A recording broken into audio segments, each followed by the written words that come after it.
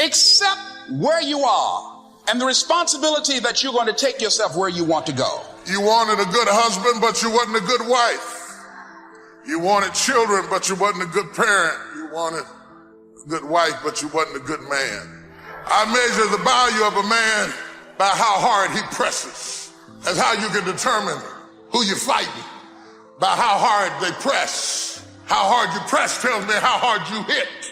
You can be all big and muscle bound and still not have no force behind your punch. Force, kinetic energy, energy in motion. You can't have energy sit. Move so you can Energy is measured by motion. so you can get on with your life. That's why the devil wants you to sit down, shut up, and feel sorry for yourself. But you ought to blow the devil's mind this morning. I feel a pressing spirit in here this morning.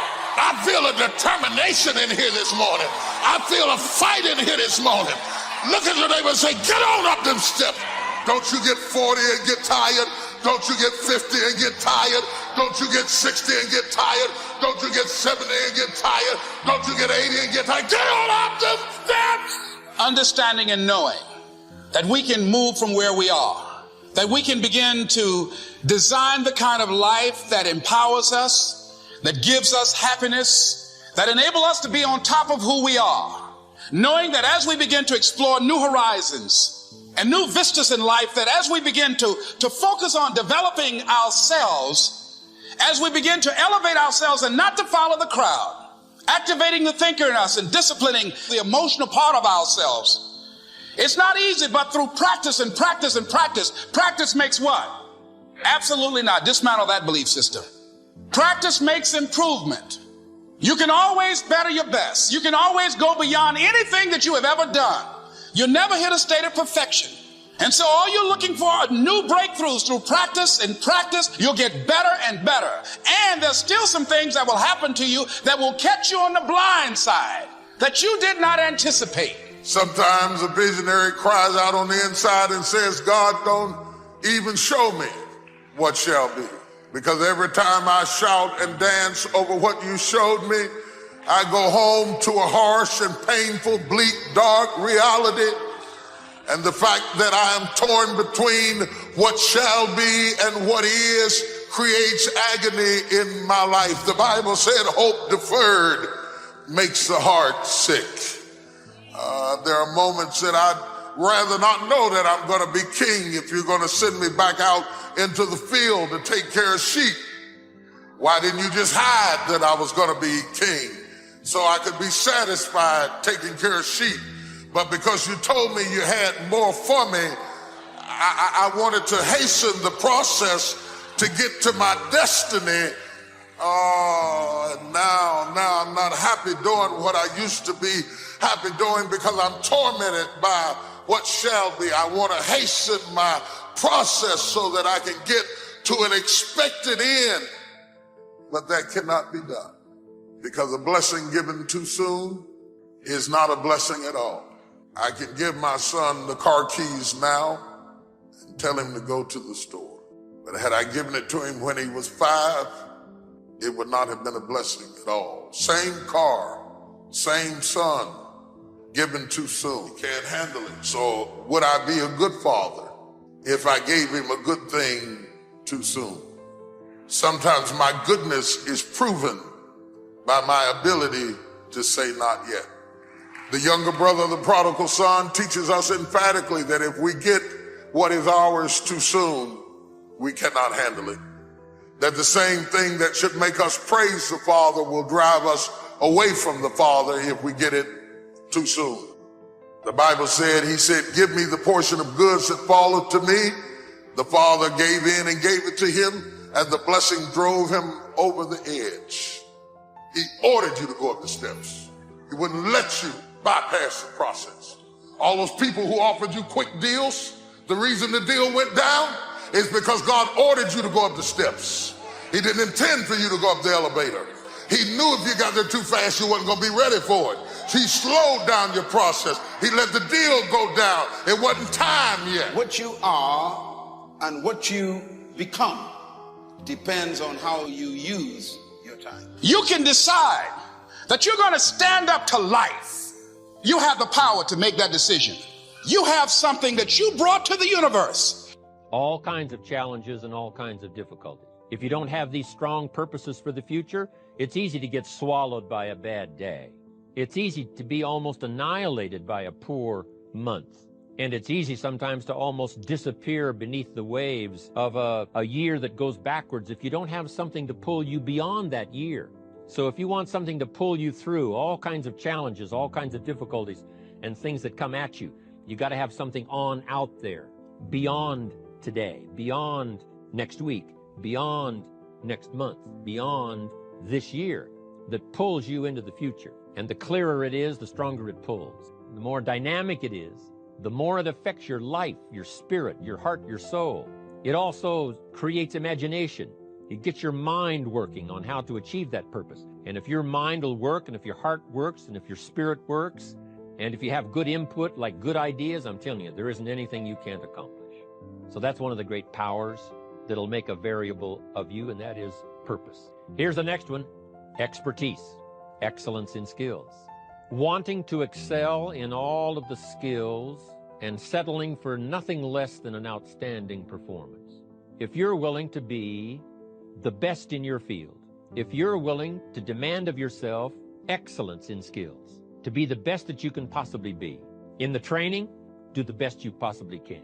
Developing the skills of using your personality, developing the skills of language, developing the skills of influence, developing the skills of organizing. If you're willing to be an expert in all of the skills and not only make a handsome living, not only make a lot of money, but if you would so desire and if it would be your purpose, a chance to make your fortune. The third on the list I had was enthusiasm.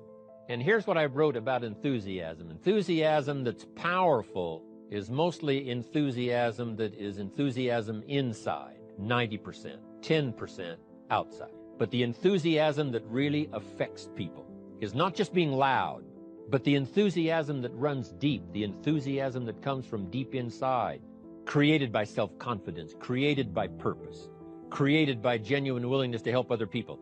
That kind of enthusiasm, knowing that you're going to get the job done, knowing you're going to affect people, that kind of enthusiasm, people call it genuine enthusiasm because they know that what you say in the outward display of your enthusiasm is only a small tip of the iceberg of the enthusiasm you feel inside that really motivates you to do the best job you can. Here's the next one: self-confidence. Where does self-confidence come from? And this is the best advice I can give you on that. Not neglecting, first of all, the small daily discipline. Self-confidence really comes from feeling good about yourself. Pursue a goal, and so that'll put you up against challenges. Okay, so all the clinical data indicates, well, the opposite of safe spaces, as Jonathan Haidt has been pointing out, that what you want to do when you identify something that someone is avoiding, that they need to do because they're afraid, you have them voluntarily confront it. And so you break it down. What you try to do, if you're a behavior therapist, is you break down the thing they're avoiding into smaller and smaller pieces until you find a piece that's small enough so they'll do it. And it doesn't really matter as long as they start it. Then they can put the next piece on and the next piece. And what happens is they don't get less afraid exactly. They get braver. They get. It's like there's more of them. And here's why. So imagine you do something new, and that's informative. Right? There's information in the action, and then you can incorporate that information and turn it into a skill and turn it into a transformation of your perceptions. So there's more to you because you've tried something new. So that's one thing. But the second thing is, and there's good biological evidence for this now, that if you put yourself in a new situation, then new genes code for new proteins and build new neural structures and new nervous system structures. Same thing happens to some degree when you work out, right? Because your muscles are responding to the load, but your nervous system does that too. So you imagine that there's a lot of potential you locked in your genetic code.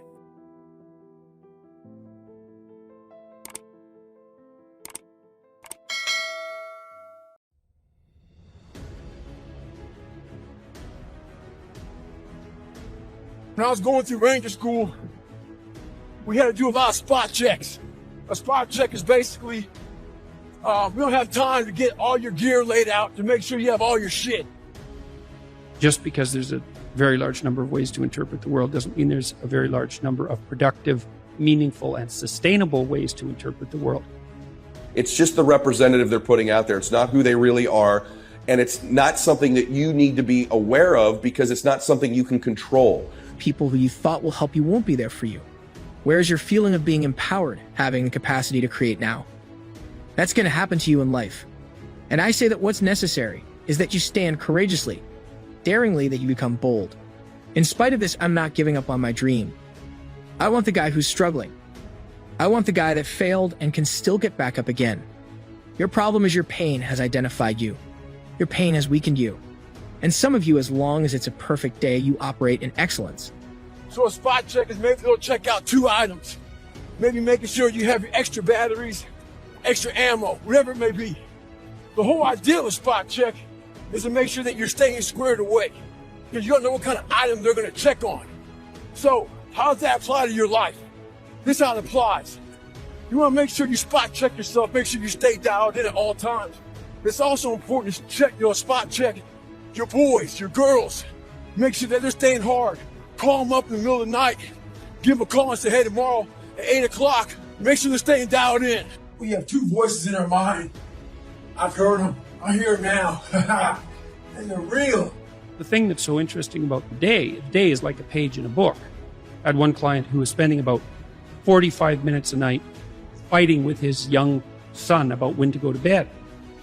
And so, they weren't having a pleasant time of it because it was just a constant battle. And that's common. Like, it's very common for parents of young children to be locked in a battle that occurs day after day. Sometimes it's around eating, sometimes it's toilet training, sometimes it's general behavioral issues, sometimes it's bedtime. It's like, okay, 40 minutes a day. So that's 280 minutes a week. So that's, let's say, 5 hours. It's 20 hours a month. It's 240 hours in a year. That's 6 work weeks. That's a month and a half. You're spending a month and a half of work weeks doing nothing but fighting with your son. Don't fool yourself. No. Anything that's every day is a significant percentage of your life. There's that one voice. It's okay. It's that calming voice. You want to be hugged and nurtured and all that shit that says it's going to be okay. That wakes you up in the middle of the night. It's not your girlfriend. It's not your boyfriend. You haven't put enough time in. It's that voice you want to run away from. But guess what? Stay hard. Listen to the whisper. So years ago, my mentality is this. If you're scared of something, learn about it. You're awake, let's say, 16 hours. 5 of those hours are basically maintenance. So you got about 11. And then 7 of those are work. So now you're down to 4. And so if you're spending 15 minutes a day doing something painful and stupid and you do it every day, it's like 10% of your productive life. Because people think backwards. They think, well, I have a vacation coming up and that's really important. It's like, no, it's not. You're only going to do it once. It's not that important. Yeah. How you treat each other at lunchtime, if you eat together every day, that's your life. Yeah. Fix that. Get it so that the food's good. Get it so that you're happy with the people that are sitting there.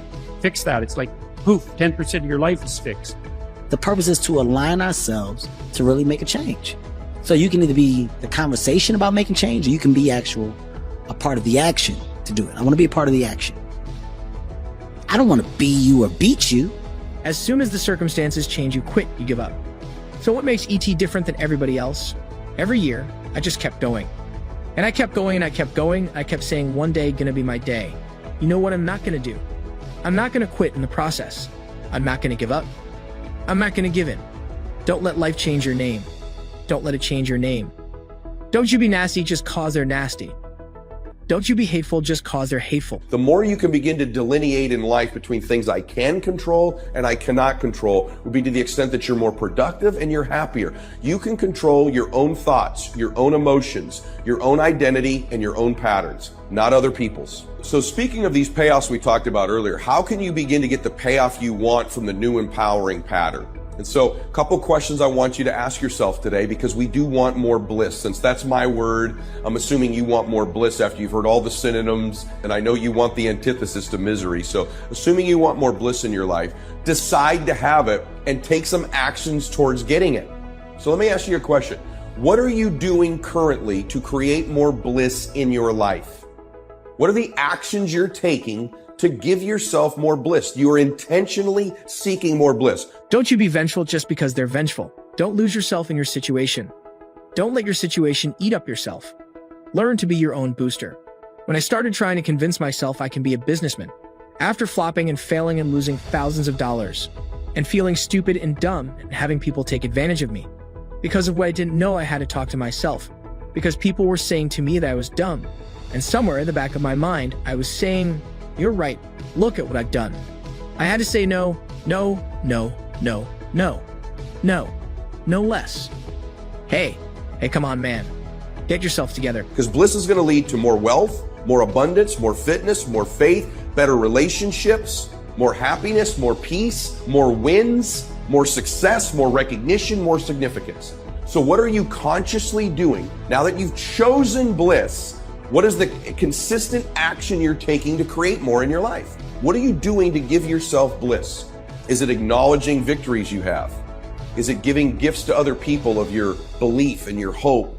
Is it lifting other people up? Is it taking a bath, getting a massage, taking a walk, going for a workout, winning, achieving, knocking goals off your list? What are the things you're doing to create bliss in your own life, number one?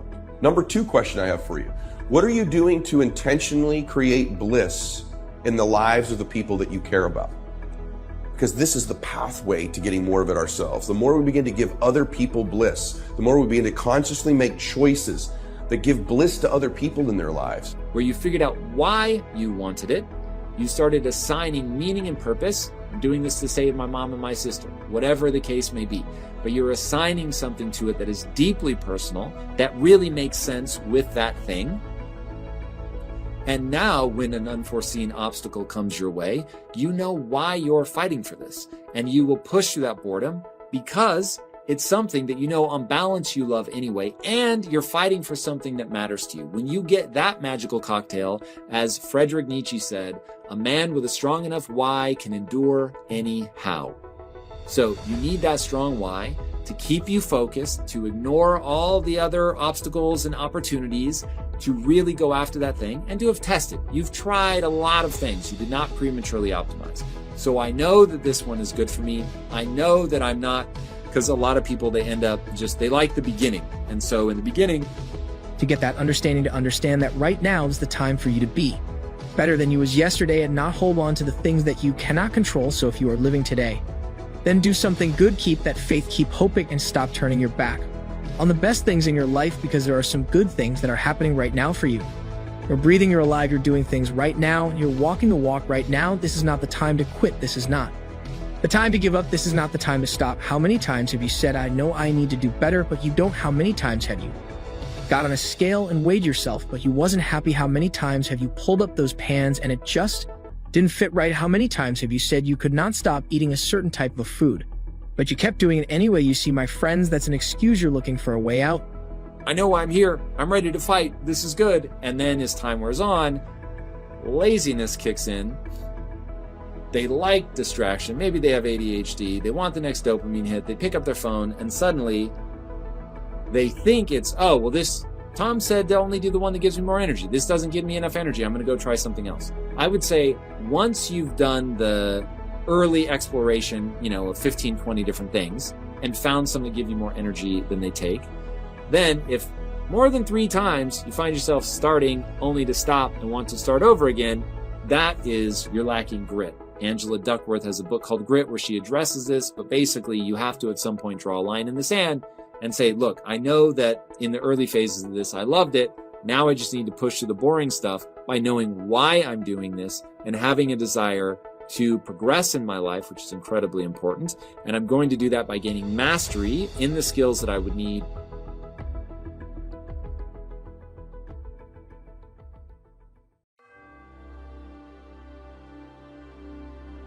Once we've adopted these standards of behavior and conduct, we're committed to honor them. And if we don't, then there can be no disciplined activity. If you're not hungry, if you're not willing, if you don't have the grit, if you don't have the tenacity, then you're not going to get what you're looking for. I have to be truthful to myself. You have to be truthful to yourself. You have to stop rationalizing, stop making excuses, stop telling yourself little watered down assessments of where you're really at. Tell yourself the truth. If you live very long at all of your youthful idealism gives way to the harsh realities of life itself. When you were a teenager, you thought you knew everything music, but when you got to put everything in practice, you found out it wasn't as easy as you thought it was. Life has a way of making you close your mouth. Life will mute you, shut you down. Because all of us, if you live long enough, will go through a period of feeling so overwhelmed that you think of one more thing if the phone rings, one more time if I get another text, if I get another email. Sometimes I question technology. I appreciate all the advances, but I don't need another way for anybody to be able to access me. We find ourselves announcing our standards to our relatives, our friends, our associates. We shout our beliefs and condemn those who believe any differently, but then we don't walk the talk. We end up acting in a way far different from the beliefs we've shouted. We tell our kids that the TV is rotting their minds, yet we spend our evenings in front of it. We tell our employees that they must take advantage of every minute of the working day, yet we spend 3 hours at lunch. Do as I say, not as I do. This is inconsistent. This leads to a loss of credibility among those who watch us. And more importantly, this leads to a loss of credibility within ourselves. I want you to recognize that it takes work. It takes sacrifice. It takes understanding. It takes will. It takes determination. This is that time right now to get it. Push that last rep. Push with everything you got. Tell excuses to step aside. Let weakness know that it is not welcome in your house. And go after what it is that you are seeking. Because the opportunities are yours. Go get it. Go get it now. And give it everything you got. Be productive. Be powerful. And from the bottom of my heart, conduct your business. The only thing worse than one who is inconsistent in applying their self-imposed disciplines is one who has never considered the need or the value of discipline at all. These people seem to wander aimlessly, changing procedures, changing standards, changing loyalties, and shifting frequently from one commitment to another, leaving behind a trail of broken friendships, unfinished projects, and unfulfilled promises, all because of a discipline that was either non-existent or imposed so infrequently that it was ineffective. Here's the third step to becoming consistently self-disciplined. Number 1 is realizing that discipline isn't the easiest option. Number 2, discipline is a full-time activity, day by day, every day. And the third step to becoming self-disciplined is really a philosophy that holds one of life's unique promises. You want a shortcut. You want to go the easy route. That's what you're looking for, right? That's what you're thriving for, right? It's not how it works in the real world. There are no easy days. Why would you want easy? Why do you want to just take the short route? How many times have you parked your car at your local grocery store and you wanted to get closer to the door instead of parking far away from the door? That is an opportunity right there to test yourself and say, why not walk a little bit further? You're probably thinking, why should I? Because it's convenient for me to be closer to the door. Convenience is not always the best policy. It's not the best way to go about things in your life. Everything should not be given to you. Instead, you should earn it. You've lost again and again. Again, the lights are cut off, but you're still looking at your dream, reviewing it every day, and say to yourself, it's not over until. If you want to make your dream become reality, the people that are running at their dreams know that it's possible. That you can live your dream, that it's necessary, that you're relentless, that you have a plan of action, that you are creative. The people that are living their dream of finding winners to attach themselves to the people that are living their dreams of a people that know that it's going to happen, it's up to them, and they're resolving within themselves, it's not over until I win. Listen to me very closely. Winners win, and losers lose, and there are those of you out there, you lose it and you don't deserve to lose. You put in the work, you worked hard, and you blooms. So that you can get where you want to go. You can be who you want to be. You can be who you should be. Who you should be when you do what you know you should do, when you pay attention to the little things, when you implement discipline, true and unflinching and unmitigated discipline in your life, when you stop trying to find a sweatless solution, when you look for weaknesses to work on, when you allow no easy excuses. And all that starts when you stop lying to yourself. Given equally to every human being, time is therefore the only commodity every human possesses. We don't possess the same amount of money. We possess the same amount of time. So the key to life is what you become in life is determined by how you use the time you have. And that's why we use terms like spending time. Time is a currency. Every human has the same amount every day. And time, like currency, must be spent. And here's the problem. Time is used to buy life.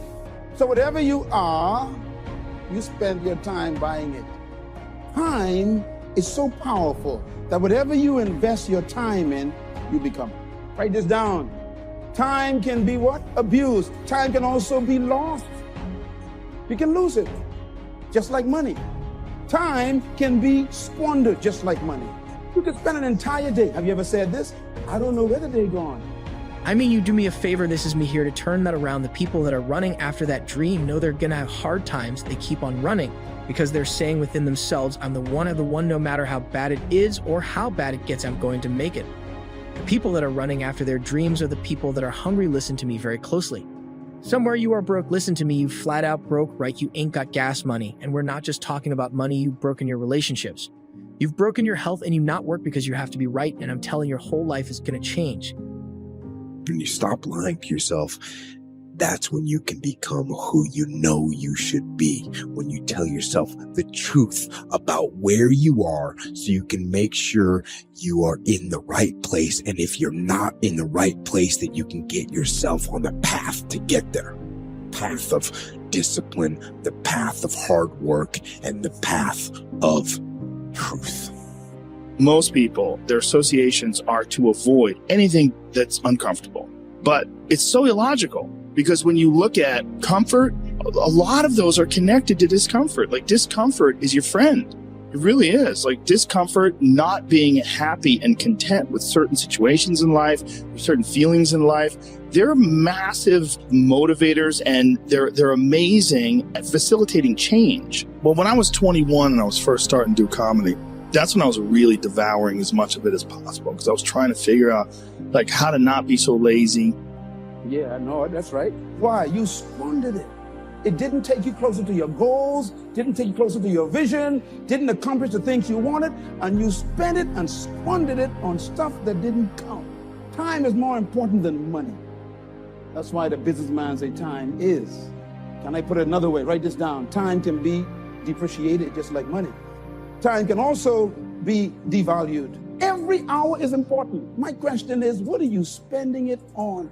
You can reduce the value of your life by the things you spend your time with, who you spend your time with, where you spend your time all day. You can devalue your time. I'm a victim of time. Write this down, please. You can never stop time. You can also never control it. You can't resist it. You can't never compromise with time. If you would get off the couch, stop playing video game, having a good time, you've got to have the strength of character to concentrate to read the guide. Just information, you've got to learn how to become resourceful, you've got to learn how to become creative like Thrill You broke at you. Will you grow by complaining, I'm going to a job you don't like, you are broke? This is them, you go on to a job you'll like, you've been there 15, 20 years and put on the job. I'm not even saying you should quit your job, but I'm saying that after you get off work just like you, invested ever you need to invest in yourself. And the problem is simple, you're not investing in your idea, that you're always looking for a way to get over.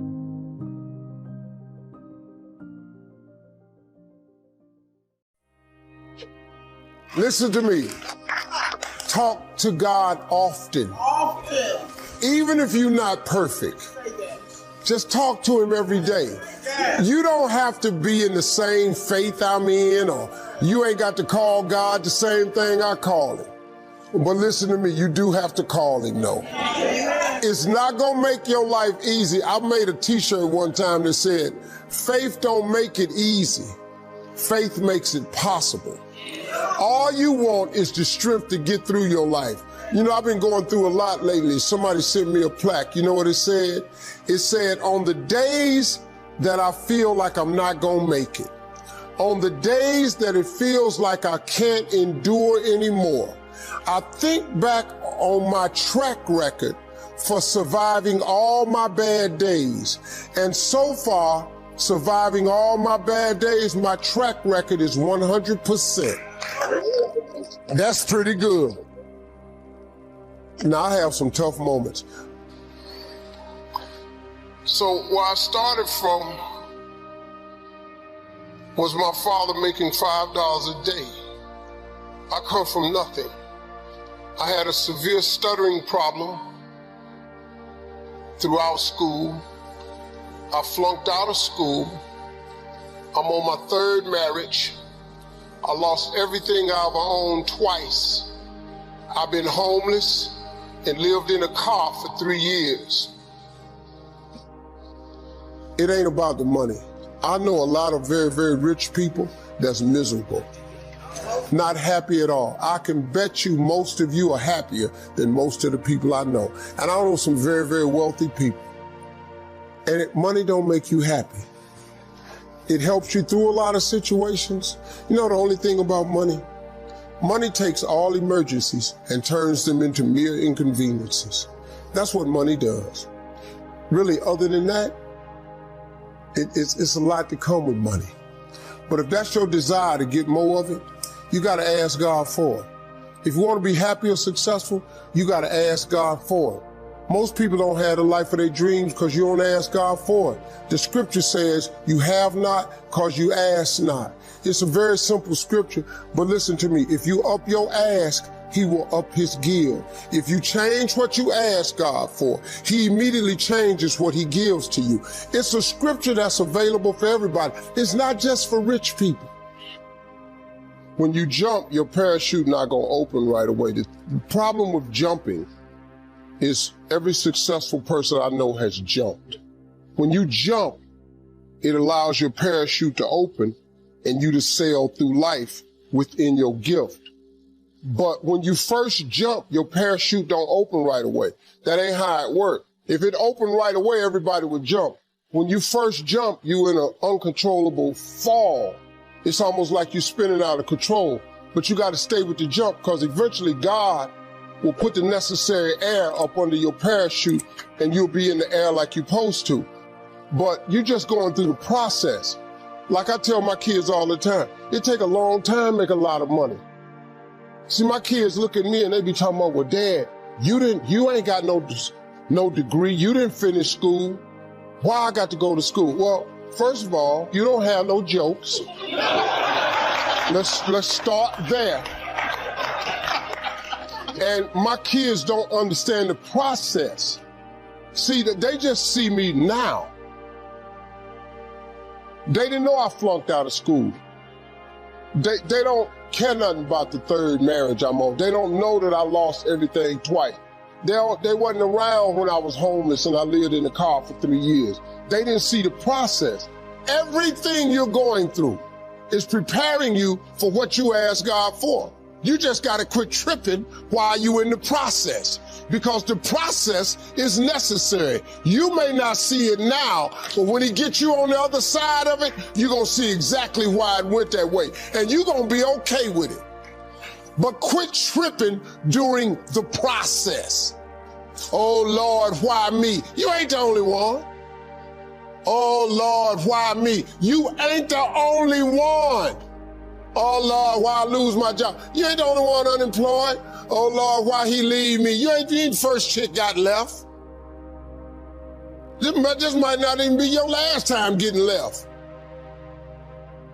Pull yourself together and quit tripping because you in the process. God is processing you. He ain't through with you. If he was through with you, you would not wake up in the morning. He gonna fix it. Everything is wrong. First of all, let me tell you this right here. Why are you tripping? I look back on my life at all that I've been through. So the stuff I'm currently going through, I have built up enough reservoir that living in a car taught me that this ain't it. So the things I'm going through now, I know this ain't it. That he gonna come get me in a minute. So all I gotta do is sit tight. I ain't in a bad place. Now I ain't where I wanna be, but the spot I'm in is better than where I was. I ain't homeless. So what I'm going through right now, y'all don't know, I got some challenges. People think when you get famous or rich that your problems is over.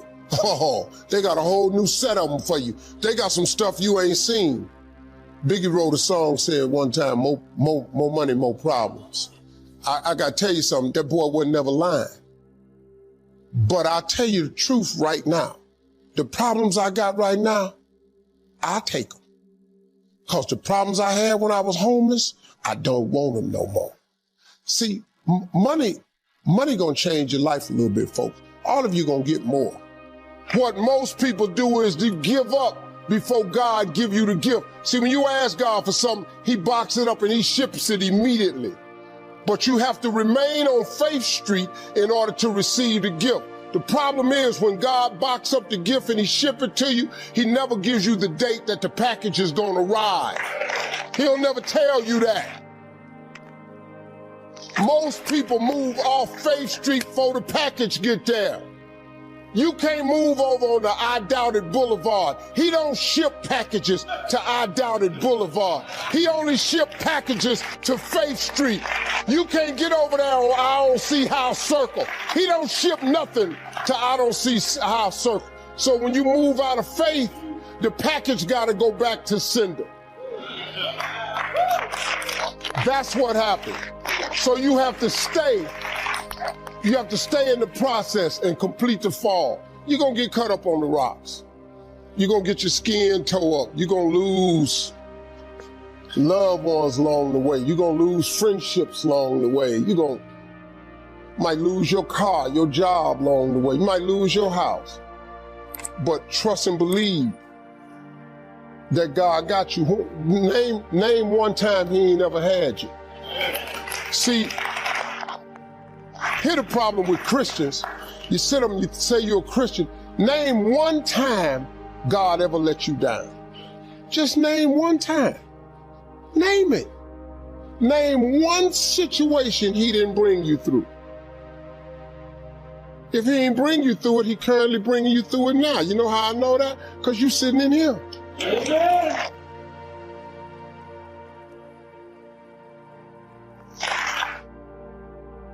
Do you know if you had to have an education to be successful, you know how many people wouldn't be successful?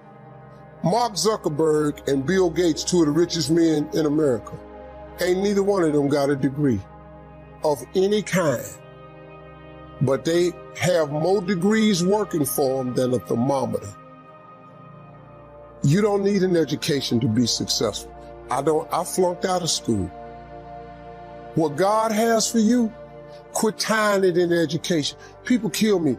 I know people got 2 degrees finna go back to school and get another one. If you got 2 of them that ain't working for you, why would you go get another one of them? That's crazy to me. I know people that's mastered and PhD'd up, ain't even working. You don't need that. I'm telling you, man, your whole success is tied in your relationship to God. You can simplify this by getting in touch with your creator.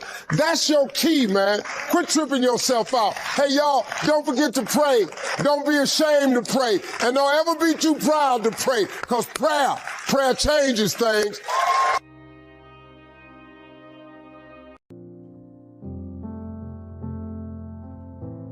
So what? Show up again tomorrow, and tomorrow out of that dog shit, a flower will emerge. You never know, and that's the only way to develop real.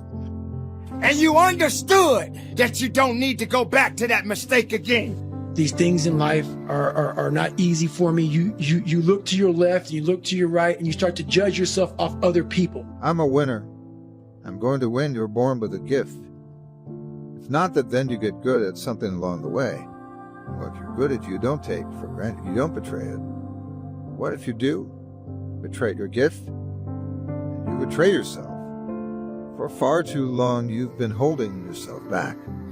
This is time for you. To walk with purpose, it's time for you. to walk into your gift.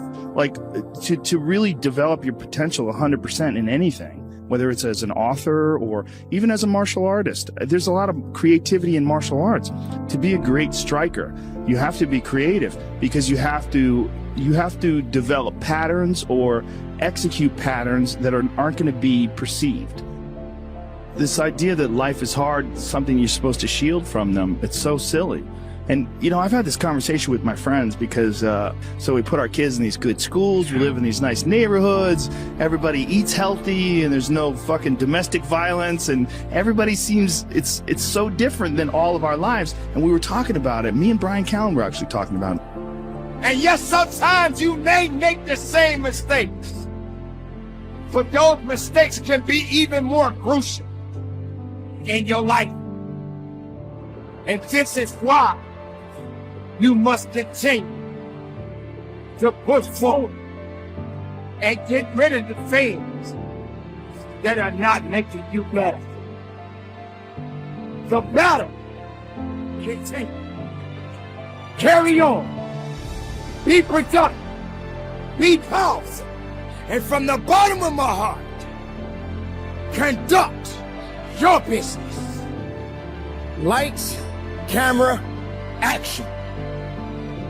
How much action do you have flowing through your veins right now? And they're all interesting, but I don't want my kids to be boring, but I also want them to be safe. So it's like, how do you approach that? I mean, I think you get involved. This is what I've chosen to do, is get my kids involved in martial arts and give them the opportunity to pursue difficult things, and understanding that through pursuing these difficult things, like in accomplishing stuff, like you learn something about yourself. You learn that you have this ability inside of you to overcome. Get obsessed with life improvement. Find things that you enjoy doing that are difficult, do them and get better at them. It seems so simplistic. It seems like a ridiculous, idealistic point of view, but it's effective.